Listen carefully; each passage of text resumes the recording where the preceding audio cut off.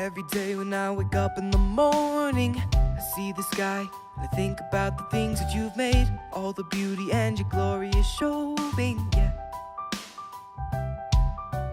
It never bores me to look at the ocean.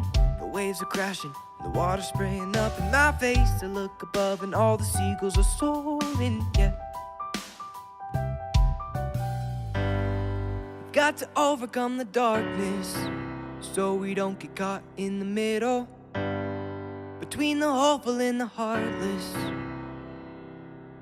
So, hello, good day, good morning, I just can't stop smiling, because today is a brand new day, and all the darkness and the pain is just fading behind me. Oh Lord, what a beautiful day.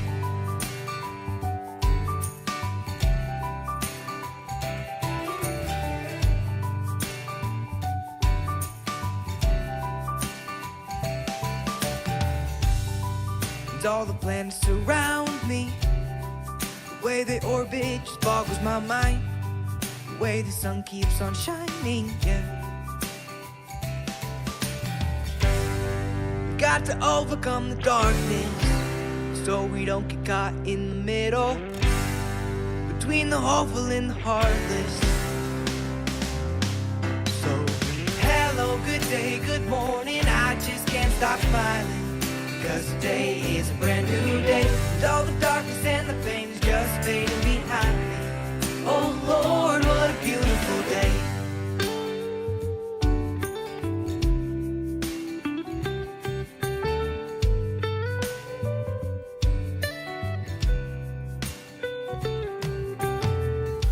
There's nothing to fear, it'll be okay. It's the day that the Lord has made. It's the day that the Lord has made. There's nothing to fear, it'll be okay. It'll be okay. It's the day that the Lord has made. That the Lord has made. It's the day that the Lord has made. That the Lord has made. So, hello, good day, good morning, I just can't stop smiling, because today is a brand new day, and all the darkness and the pain is just fading behind me. Oh Lord, what a beautiful day.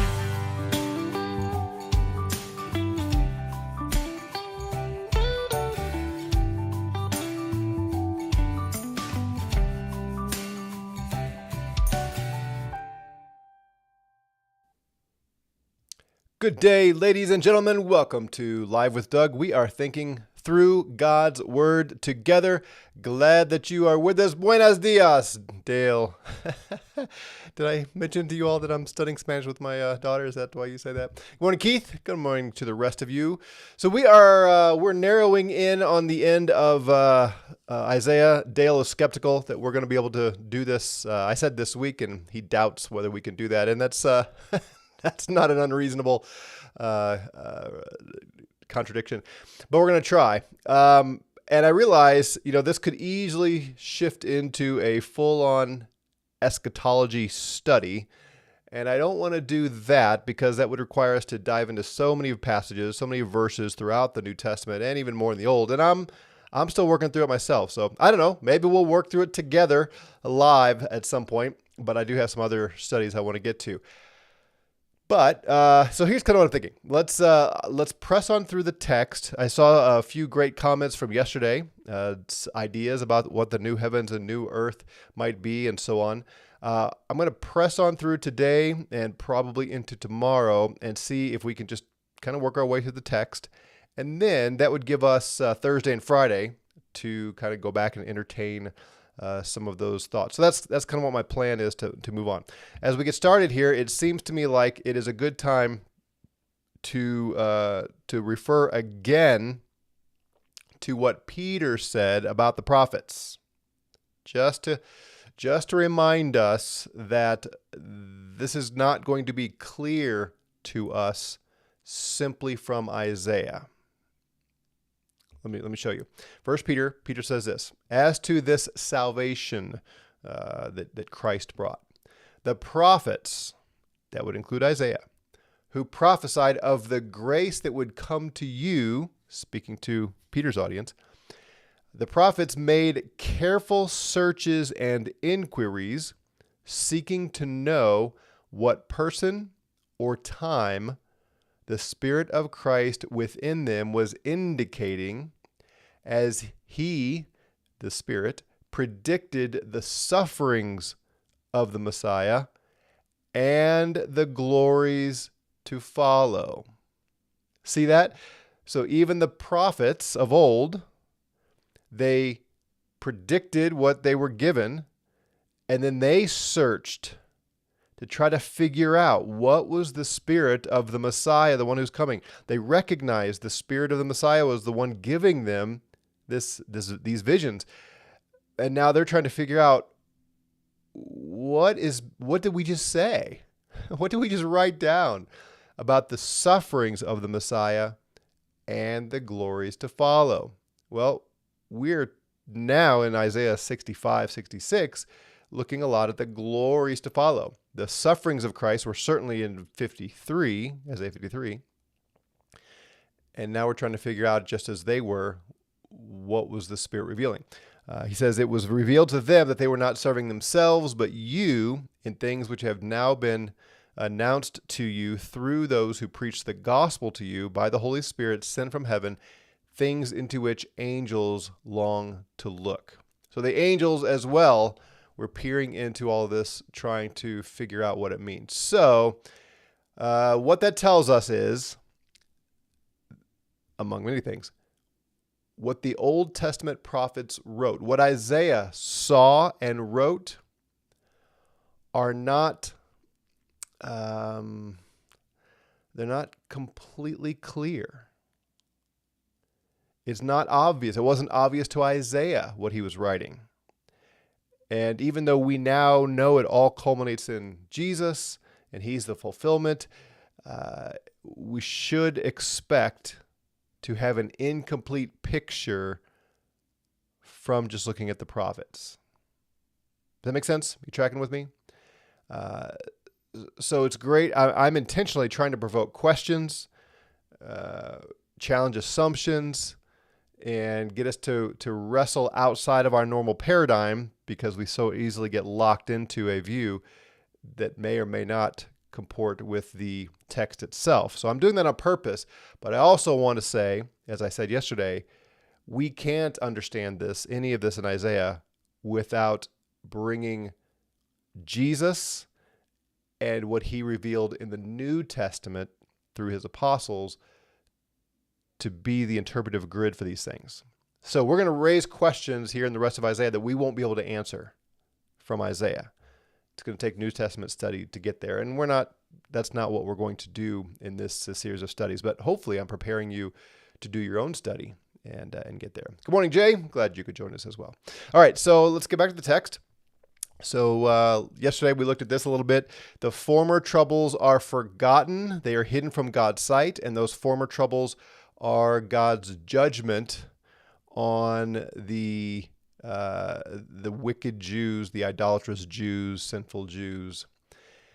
He says the reason they're forgotten, the reason they are hidden, those former troubles are hidden from his sight, God says, is because, behold, I create new heavens and new earth, and the former things, those judgments against the wicked, will not be remembered or come to mind.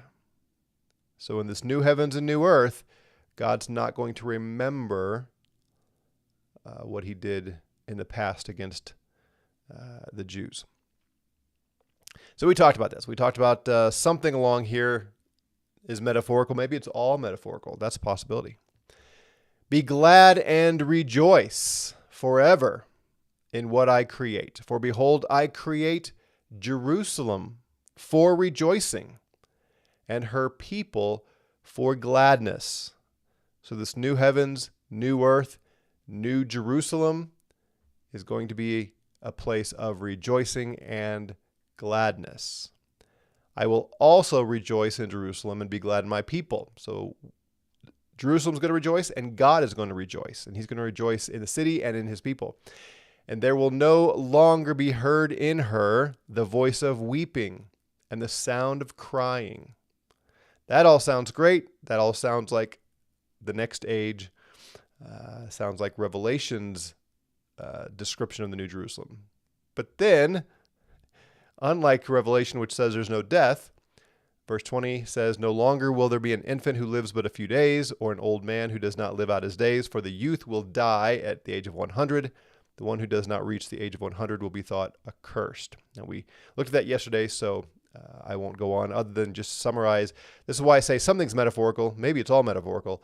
But if it's the new heavens and new earth, as in the golden age, the glorified state, I should say, then why are people dying? Even if they live a long, long time, why are they dying? Dale says, "It seems to me that the shadows of the Old Testament reveal the character of God as much as his promises. When we see the better and true fulfillment, we can see it is very much in line with who God is." So is your point here that these statements maybe are not giving us an actual picture as much as revealing something about God? Is that kind of what you're getting at there, Dale? Jim Vision says, "I've read a few times where it seems heaven and earth represented the children of Israel and the temple, even Isaiah 1:2. So new heaven, new earth could be us now." Yeah, someone else mentioned that as well yesterday in a comment in the video after the fact. That's possible. The connection, one connection at least, is when in Deuteronomy and in Isaiah 1:2, as you quote here, he calls heaven and earth to witness. And the idea kind of being heaven and earth describes because of their association with the covenant made with Israel, that if he's going to make a new covenant, the old heaven and earth that were called to witness to Israel are going to be replaced with the new covenant people. It's possible, and you might even tie in Matthew 5 when Jesus says, "Heaven and earth will pass away, but my word will not pass away," and he talks about the law being fulfilled and all that. Yeah, it's possible. All these are possible. It's but the difficulty is, and the thing that we always have to come back to is, we can come up with a 100 or 1,000 theories. What sticks closest to the text? That's what I'm going to keep pushing us back to. So let's go on through that text a little bit more.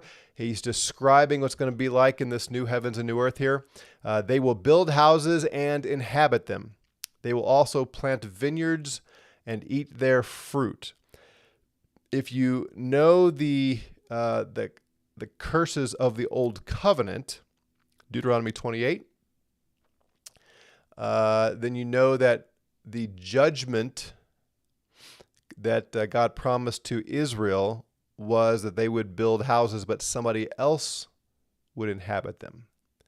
And they would plant vineyards, but foreign nations would eat the fruit, because the Jews would either be slaughtered or taken as slaves and not enjoy the fruit of their labor.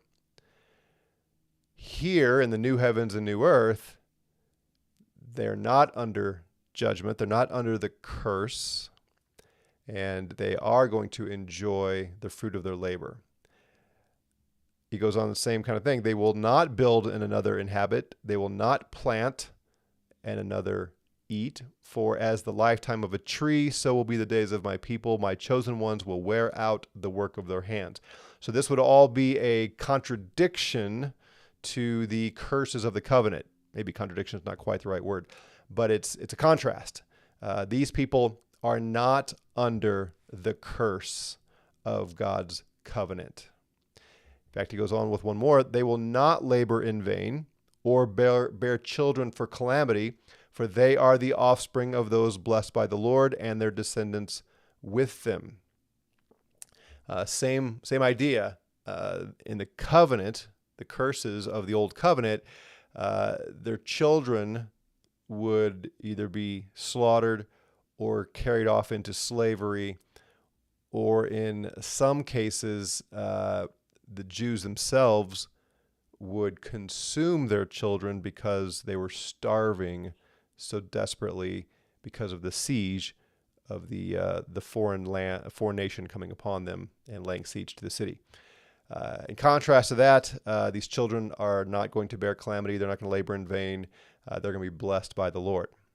Which maybe for Jim Vision there, something like this does add to the argument that this is a new covenant vision in contrast to the old covenant.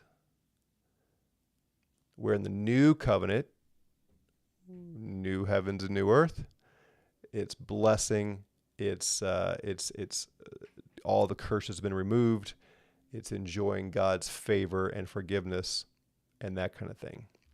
He goes on, it will also come to pass that before they call, I will answer, and while they are still speaking, I will hear. God's wrath at Israel when for their wickedness and idolatry was, I'm not going to listen to you. I'm not going to hear you. He said that earlier in Isaiah. But in this new heavens and new earth, New Jerusalem, God says, even before they call, I will answer. And they're in the midst of their request, and I will hear it and do something about it. Which is very interesting if that is in any sense now for us. Then he says this, which is also very interesting. The wolf and the lamb will graze together. That seems like an odd picture, doesn't it? Right now, if you're a lamb, you don't want to be around the wolves because the wolf is not going to graze together with you. The wolf would like to graze on you. But this vision includes these formerly hostile animals eating straw together, eating grass together instead of each other. And the lion will eat straw like the ox. So again, so Sherry says old covenant, new covenant. Okay, so if that's the case, then this is metaphorical, huh? If the whole vision here is old covenant, new covenant, and the new heavens and new earth are attached to the new covenant, if this is not looking forward to a glorified state where animals, or even a post-millennial state where animals are vegetarians and not eating one another, then who's the wolf and the lamb? Who are these enemies, formerly enemies, where one was the predator and the other the prey? It raises the question, right? Who are these who were formerly hostile to one another that are now getting along? And dust will be the serpent's food. It is interesting to think that this is describing people, because all of this is kind of Garden of Eden imagery that seems to deal with animal life and nature. That there's peace again. There's no more hostility among the creatures, and even the dust being the serpent's food, instead of the serpent biting us. I guess serpents don't eat humans; they might bite us. You think of the curse upon the serpent: on your belly you will go. You will eat dust. You'll be hostile to the seed of the woman. That's an interesting statement, isn't it? That dust will be the serpent's food, because dust is already the serpent's food, right? Let's Genesis 3, verse 14, right? The Lord said to the serpent, because you have done this, because you have deceived the woman and led her into sin, cursed are you more than all cattle, more than every beast of the field. On your belly you will go, and dust you will eat all the days of your life. So part of the curse for the serpent is being forced on its belly eating dust. And here in the new heavens and new earth, the serpent is eating dust. So I want to make the case that this is the curse of creation lifted, but that seems to be a statement of the curse, unless the serpent here refers to Satan, and it's alluding to something about him being crushed. Oh, the questions. They will do no evil or harm in all my holy mountain. So the vision here in God's holy mountain, Zion, the wolf and the lamb are grazing together. They're not eating each other. The lion's not eating other animals, eating straw. The serpent is eating dust, and no one is doing evil or harm. So this is, in some sense, a paradise, peaceful, joy-producing, gladness-producing setting. Let me catch up on a couple of your comments here. Dale says, let me back up. He said, I was being more general, but it certainly could be typological, conceptual reading here. I think of how Jesus rebuked people for not knowing and understanding in light of his actual presence. Yep, that's a good thought. The expectation seems to have been that we realize the form fills out the silhouette, not necessarily that we understand in advance. I try to work through these things myself and appreciate your takes. Well, I appreciate your appreciation. I'm just asking lots of questions, maybe. Jay says he's making all things new. Agreed. Not sure if this would be reading into it, but the nations were enemies, made hostile with dividing wall of the law. True, that could be. Could be what he's getting at is a Jews and Gentiles, that Ephesians 2 kind of thing, where they were formerly enemies, but he's broken down that barrier. Maybe. At least in the vision here, in the context, there's a new heaven, a new earth, a new Jerusalem. There's gladness. The curse has been lifted. That's what I keep seeing is these Jewish, these old covenant curses are not applying and instead blessing. The children are going to live long, and the curses, even going back to Genesis, are lifted. This is why it's easy to think about the next age, what we typically think of as resurrection state or whatever, is because it seems cosmologically here these things are lifted, and yet there still are people dying. That's I keep reading people saying, this is metaphorical, using these wonderful descriptions of long life, hundreds of years, at least 100, to describe heaven on earth or new earth or whatever. Yeah, why does it choose death to illustrate not dying? That's hard. All right, I'm going to go a little bit further in the text, and then we'll wrap it up here for today. Thus says the Lord, heaven is my throne, and the earth is my footstool. That's interesting. In other places, it's the enemies who are the footstool, or the Ark of the Covenant's the footstool.